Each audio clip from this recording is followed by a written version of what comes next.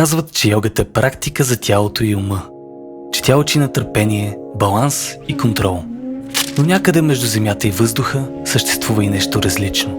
Чух, че в България има хора, които не просто застават сами върху постелката, а практикуват нещо малко по-различно – подвойки.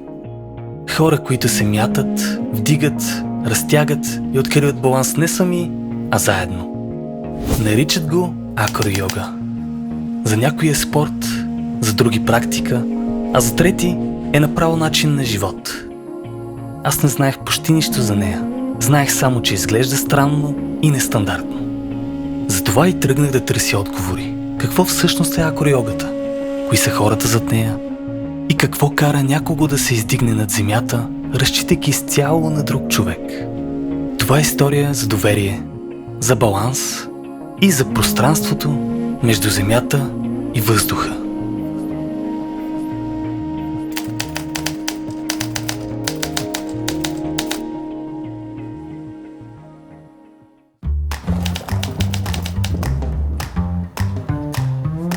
Намираме се в София, където ще ви запозная с Цветомира Салова, която тренира акро-йога и тя ще ни покаже какво представлява акро-йогата и ще ни покаже къде тренира тази акро-йога. Здравей, Мира! Здрасти! Благодаря, че се съгласиш да ни покажеш. Хайде да сходим ли на акро-йога? Айде да ни покажеш какво представлява. Хайде да видим. Добре, супер. Даже ти ще пробваш, ако искаш. Иначе как ще разбера? Става, айде.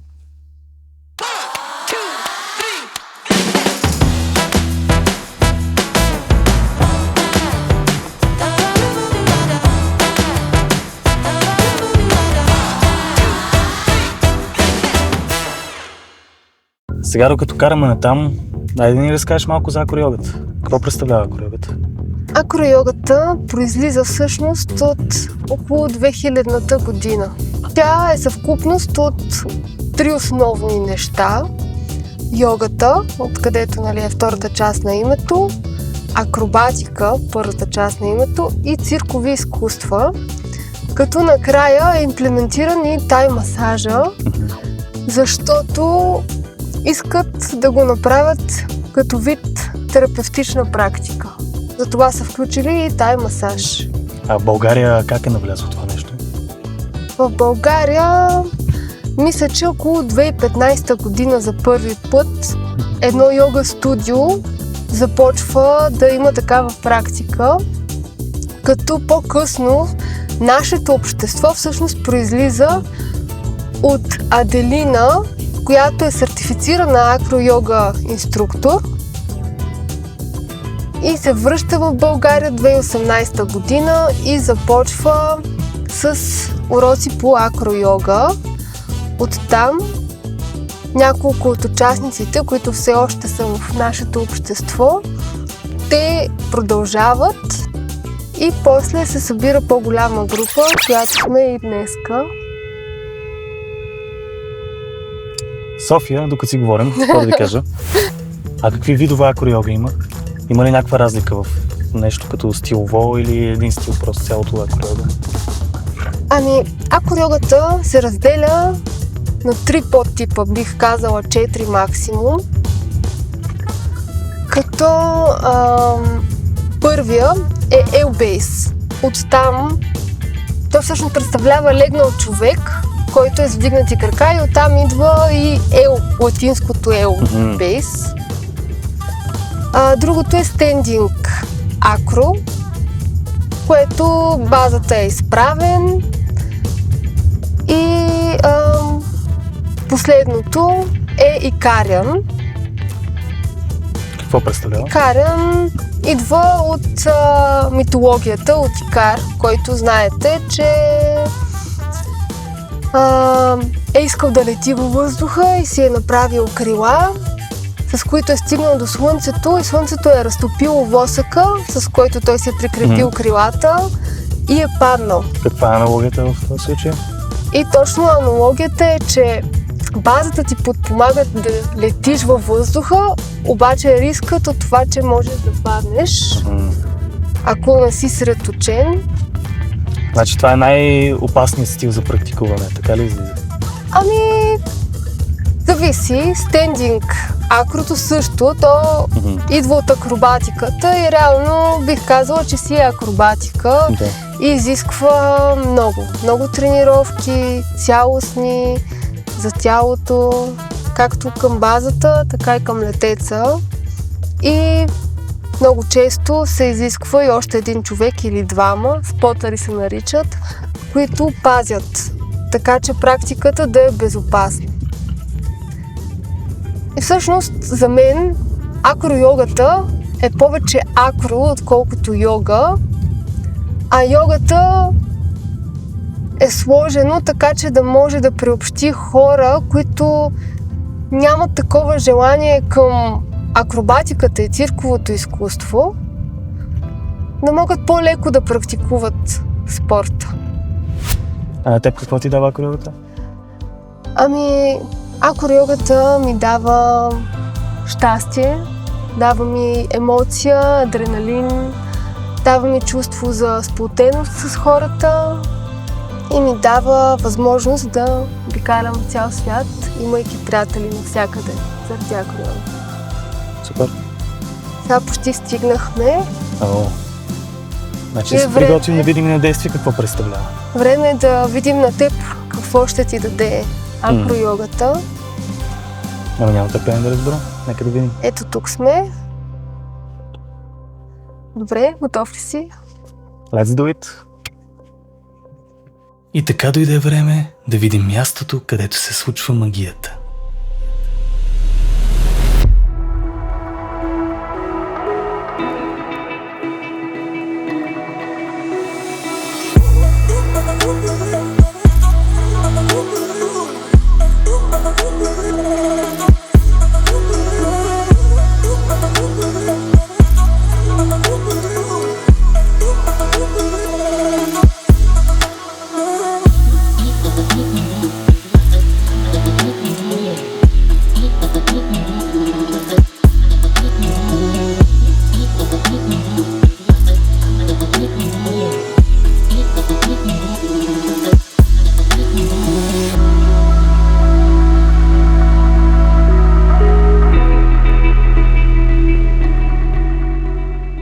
Акро-йога е едно партньорско занимание, което е по-скоро доста модерно.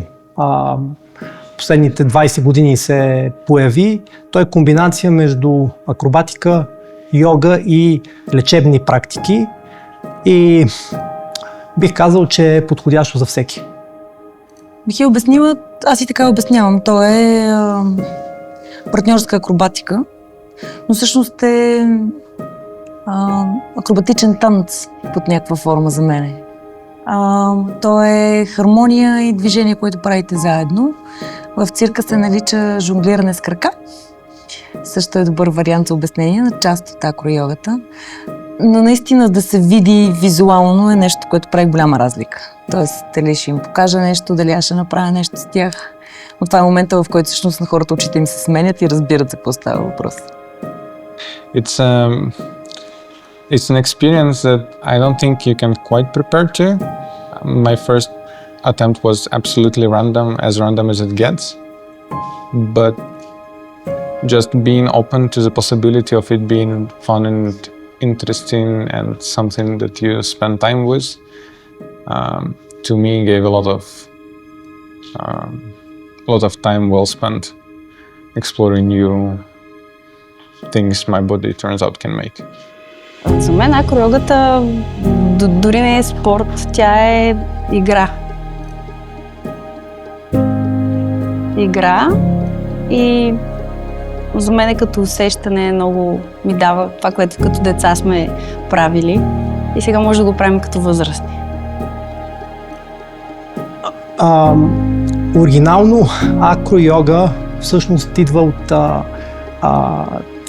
цирковите перформанс арт, т.е.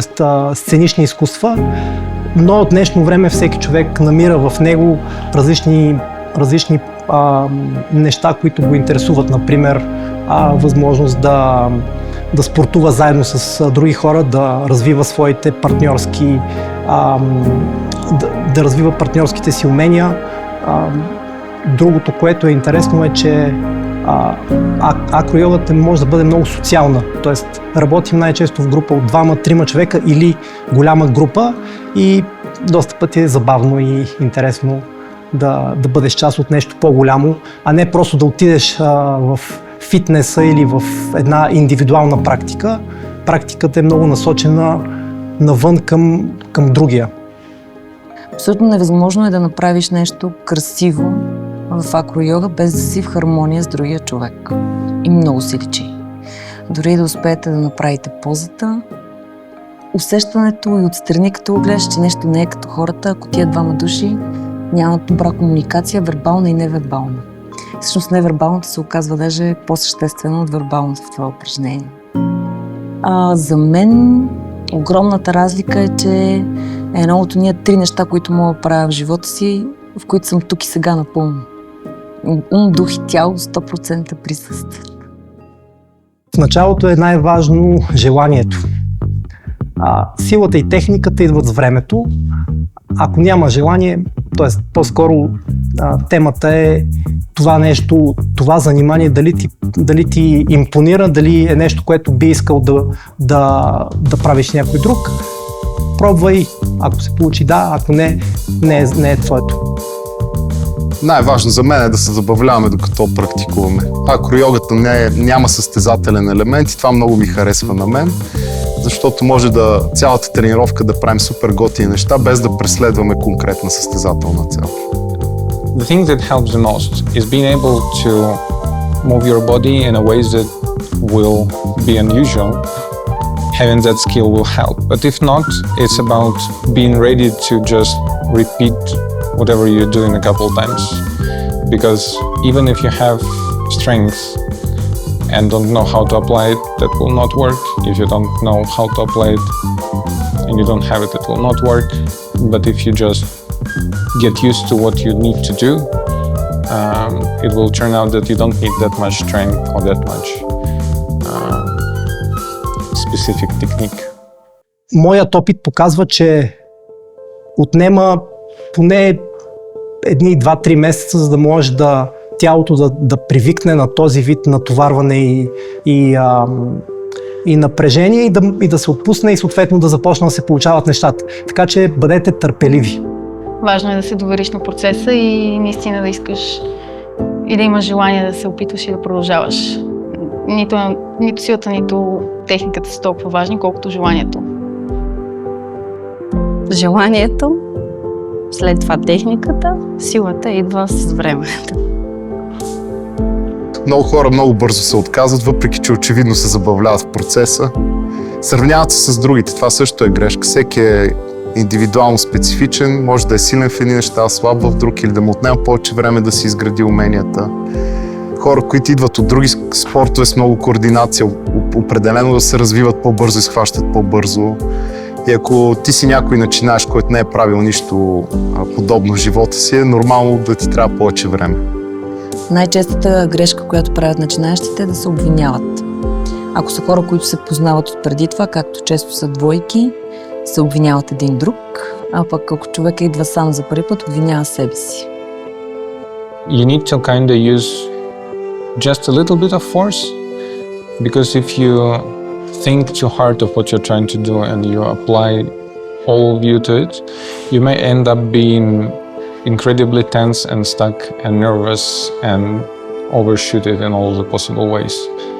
So just calm down and let it flow. Има хора, които още на втори-трети урок и нещата се получават някакси много естествено, натурално. Особено ако са практикували спортове, които носят преведими умения. Има хора, за които отнема много месеци. Всичко е път. Доверието се гради бавно. Тоест отнема време. В началото най-вероятно няма да имаш доверие на човека до теб, но според мен той има 2 неща. Първото е да работиш в безопасна среда, т.е. Да има някой, който да ти помогне. Затова често пъти има трети човек. Да, практиката е за 2, но често пъти има трети човек, който може да има ролята на преподавател или ролята на някой, който ги пази.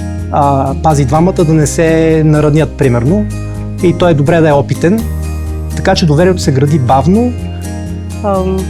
Може да стане с някой човек да стане много по-бързо, с друг по-трудно, но това не значи, че не трябва да опитваме и с някой, с който се получава по-трудно. Дори напротив, това ни помага и ни учи на много повече извън акройогата. Ни учи ни на търпение, на приемане, на борбеност. Може да се чувстваш стабилен с един човек и вече изключително нестабилен с друг. Така че отново просто трябва да се довериш на процеса. В акройога има две роли. Ролята на базата, която трябва да бъде стабилен, той е основата на елементите, и ролята на летеца, който е най-често във въздуха и съответно няма досег до земята.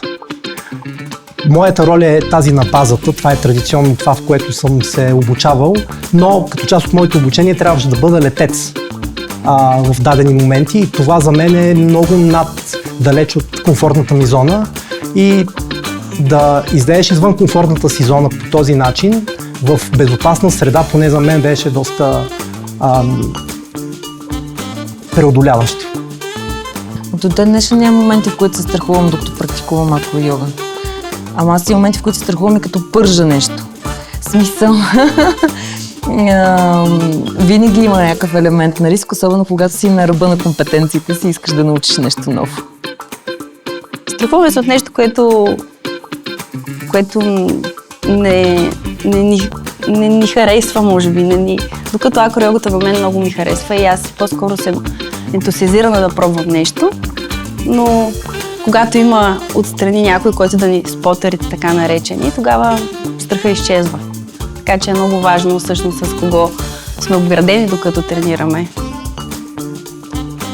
Случва ми се да падам почти на врат. Това определено е стряскащо. Но за щастие никога последствията не са били големи, така че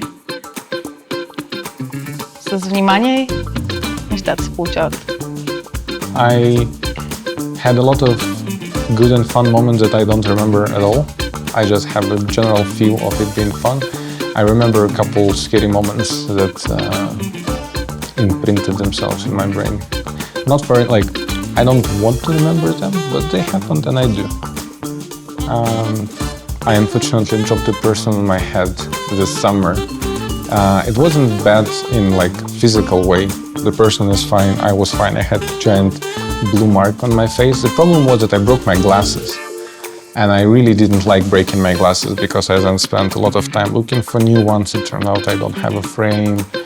Turns out the frames that I found I didn't like at all. That was a whole shebang for a move where you just do the stuff. The stuff we did a lot of time with the same person, we did it a lot of time. But this once, it just fell on my face. В акройога, в големите градове по света, най-често има общности, които практикуват заедно, случват се събития постоянно, уроци, фестивали и свободни тренировки, които ние ги наричаме джемове. Ние се опитваме да следваме модела в големите градове по света и съответно правим редовни уроци, правим редовни свободни тренировки и започнахме напоследък да каним международни преподаватели, които да преподават, да ни научат на нещо, което не можем, не знаем, да внесем малко чуждестранни знания. Така че общността в България е сравнително малка, но расте. Самия факт, че имаме вече 5 урока на седмица, говори, че се разраства общността. Според мен това, което ни отличава, че сме много малка общност като бройка. Да, наистина растем, но всички се познаваме, всички сме приятели помежду си и така нататък. Предполагам, че като се разрасне още общността, ще стане друго яче, но в момента няма как някой да практикува акройога в София и аз да не го познавам. Това ми напомня преди 15 години с колезденето в България беше по същия начин. Сега всеки ден срещам колездачи, които никога не съм виждал и не познавам, така че може би след едно десетилетие ще е по подобен начин с акройогата. Времето ще покаже. Това е едно място, на което можеш всеки ден да срещнеш чисто нови хора и едновременно с това да разчиташ, че едни хора ще бъдат винаги там. И аз го намирам за много уникално. Мечтала съм си за такова нещо преди години. Да имам някаква група хора, които знам, че винаги в този час, в този ден ще са на място Хикс, като в приятели в кафенето малко. Акро-йогата е това, само че на тази маса в това кафене сядат и постоянно някакви нови хора. Сега последно време сме някакси всеки ден растем и това е много хубаво, защото наистина бяхме една шепа хора. Сега вече има надежда и в България да има акро-йога. Ако някой се колебае, да заповяда на някои от нашите практики и занимания и да се убеди, че заниманието е за всеки и би могъл да открие неговото ново интересно хоби, което ще го запали да прави нещо ново с тялото си. Да не го отлага, да дойде, да се забавлява и да види дали е за него или не е за него. Тук няма момент на въпрос. Въпросите идват след това. Как се почувства, какво искаш след това. И общо взето хората или ще правят акро-йога, или няма да правят акро-йога, и това е ясно от първия път, в който влязат в птичка. За мен. Когато видя някой да влиза за първи път в птичка, минавам и през гласикам, да, този човек ще бъде или няма да бъде, до тук нямам грешка. Don't overthink it. Don't be scared. See how it goes. В началото на това пътуване чухме какво представлява акро-йогата. После видяхме как изглежда и кои са хората, които я практикуват. Обаче нямаше как да придобия пълна представа какво е, докато не я пробвам и за себе си. Затова и предложих на моята прекрасна приятелка да изпитаме заедно това преживяване. Как би се справила една двойка, която няма никакъв опит в нещо подобно? Ами, предстои да видите.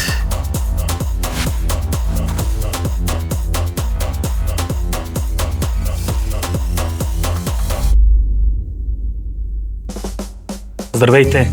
Сега е време да видим какво е акро-йогата и на практика. С моята прекрасна партньорка Гергана ще изпитаме това удоволствие, така че ви представям Живко и Ина, които ще ни покажат как се случват нещата. Така, ще направим един много кратък урок с два елемента от акро-йога. Започваме с първия елемент, който се казва джедай ходене. Изглежда ето така.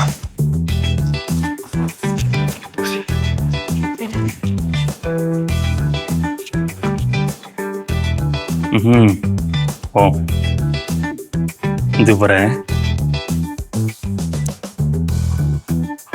Някой чупил ли си ръка при...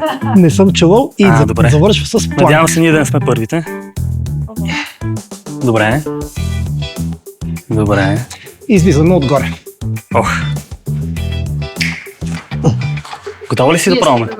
Така. Добре. Обяснявайте сега какво правим. Лягаш на земята. Най-важното в тази позиция е 90 градуса на бедрото и 90 градуса и кръка да е успореден на земята. Така, добре.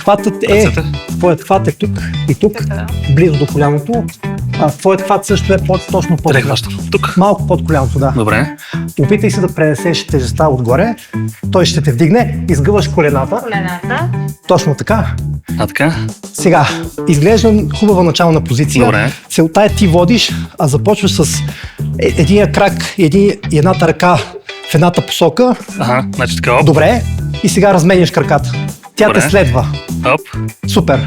Опитваш се половината от тежестта да е от страната на главата, другата половина от страната на краката. Супер. Съберете малко краката. Добре. И шпиц за Инстаграм.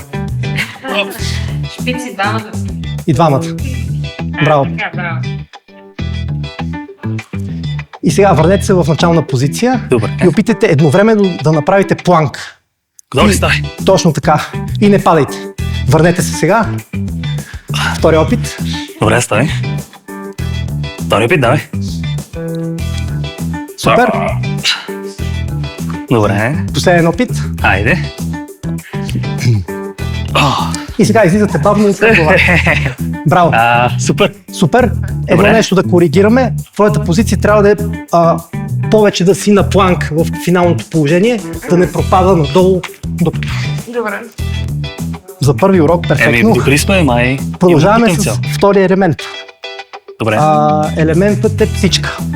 Показваме как изглежда. Мръднем. Така.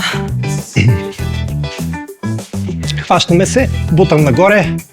Ако тук е стабилно, пускаме. Търсим 90 градуса на краката спрямо земята. Колкото можем, повече изпълваме краката. Детецът, стягаш се, изпълваш краките нагоре, главата нагоре, стягаш групата, краката, също стегнат се. Пазиш баланса, дето трябва да ти е лесно. В началото може да изглежда така, да сте хванати. С ръце, Да. гъвостта в ръцете, доста помага да балансираш. И как влизаме, бавно клякаме и долу. Нека да видим. Добре, айде ми да ще полетим. Абе. Така, Стани близо до него. краката къде трябва са? Успоредни крака на бедрата и да, Така, малко по-ниско. малко по-ниско. Точно така. Добре, Хващате се, така, точно така. добре, пускай се на мен. Да, за Оп, оп, пърна. Добре. Така, стой пак. Втори опит. Опитайте Леко се да го отпусни направите плавно. така. Прави ръце. Оп, оп. Прави ръце. Изпъни ръцете, изпъни ръцете. Добре. Тада. Гърдих нагоре, Стой, стой, стой, гърди нагоре. стой. И сега искам, Влади, да дадеш малко газ с краката, шпиц, за да можеш да натиснеш в нейния таз. Корено. Да. Добре, Още малко натисни. Така, ето тук ще се застана, за да помогна съвсем Добре. малко. Много сте близко да пуснете ръцете. Браво. Прекрасно. Дръж ръцете до тялото. Да. Няма да паднеш. пада. Ето го. Можеш да вдигнеш малко краката. Ето го. Супер сте. Това е. Пускам те, добре си. И долу. Хоп, браво. Yes. Ами не е толкова лесно. Това е акро-йога. Въобще не е зле. Хай-файв. Айде, оп. Това е акро-йога. Супер! Ами, видяхме какво представя акро-йогата и на действие. Да ви кажа, изморително е. Но е доста готино и има едно удоволствие от това да успееш да го направиш. И като за първи път пробвахме, успяхме, значи всеки може да се опита и съм сигурен, че ще ви хареса. Видяхме, че дори хора, които нямат никакъв опит, обикновено първият опит е успешен и се надяваме много хора в София да се заповядат някой път на нашите събития. Достъпно е дори за начинаещи, а пък е доста интересно и предполага много красиви елементи, които да се правят в партньорство с приятел, познат или партньор. Това беше от нас и както виждате, акро-йогата може би наистина е за всеки.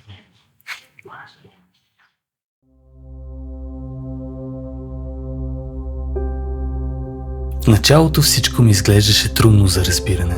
Какво толкова намира в това занимание и какво го отличава от другите спортни практики? Но между опитите, смехът и паданията започнах да разбирам нещо. Тук никой не е за да се доказва, никой не се състезава. Всички просто се учат да имат доверие един на друг. И може би точно това е магията на акро-йогата. Човешките отношения и това да се научиш да се доверяваш. Понякога на другия, понякога на себе си. В крайна сметка разбрах. Между земята и въздуха няма магия. Има хора.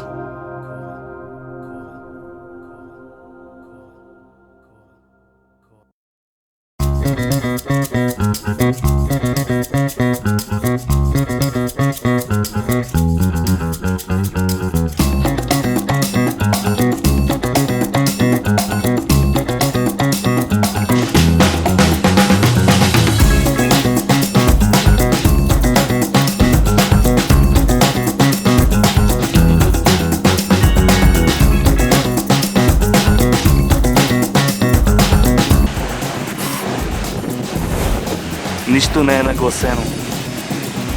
Нейната кола винаги е чиста. Не е за преди интервюто.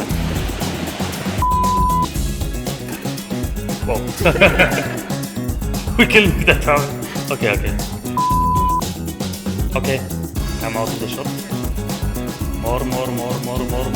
Come back. Okay, okay, now come out of the shot. Out. Oh, you forgot to go back. Ah, yeah, perfect. Come on. Turn off the lights.